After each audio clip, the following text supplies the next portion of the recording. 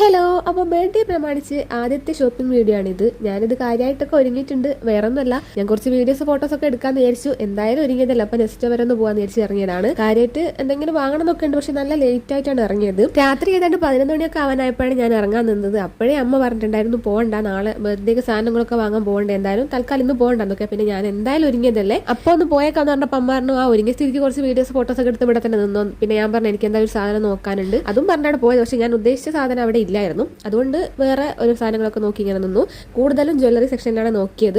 അത്യാവശ്യം ജ്വല്ലറി ഒക്കെ വാങ്ങണമെന്നുണ്ടായിരുന്നു, പക്ഷേ ഞാൻ എൻ്റെ കയ്യിൽ നിന്നുള്ള ക്യാഷ് എടുത്ത് വാങ്ങുന്നതായതുകൊണ്ട് തൽക്കാലം ഞാൻ അധികം ഒന്നും വാങ്ങിയില്ല. ചെറിയൊരു ബ്രേസ്ലെറ്റ് എടുത്തിട്ടുണ്ടായിരുന്നു. ഇപ്പം എന്തായാലും ഞാൻ പോയാൽ എൻ്റെ ക്യാഷ് ആണെങ്കിലും പിന്നെ അച്ഛനമ്മ തരുന്ന ക്യാഷ് ആണെങ്കിലും ഞാൻ കുറച്ച് അധികം ആലോചിച്ചിട്ടാണ് വാങ്ങാറുള്ളൂ. അത്യാവശ്യം കുറേ സാധനങ്ങളൊക്കെ നോക്കിയിട്ടുണ്ടായിരുന്നു, പക്ഷേ മുന്നേ വാങ്ങിയ ഐറ്റംസ് ഒക്കെ തന്നെ അവിടെ കണ്ടിട്ടുള്ളൂ. അപ്പോൾ തൽക്കാലം ബ്രേസ്ലെറ്റ് മാത്രം മതിയെന്ന് വിചാരിച്ചു. ഈ കൈ കാണുന്നതാണ് ഞാൻ ആദ്യം എടുത്തത്, പക്ഷേ പിന്നെ മാറ്റിയിട്ട് ഏകദേശം അതുപോലെ തന്നെയുള്ള ഒന്നാണ് വേറെ എടുത്തത്.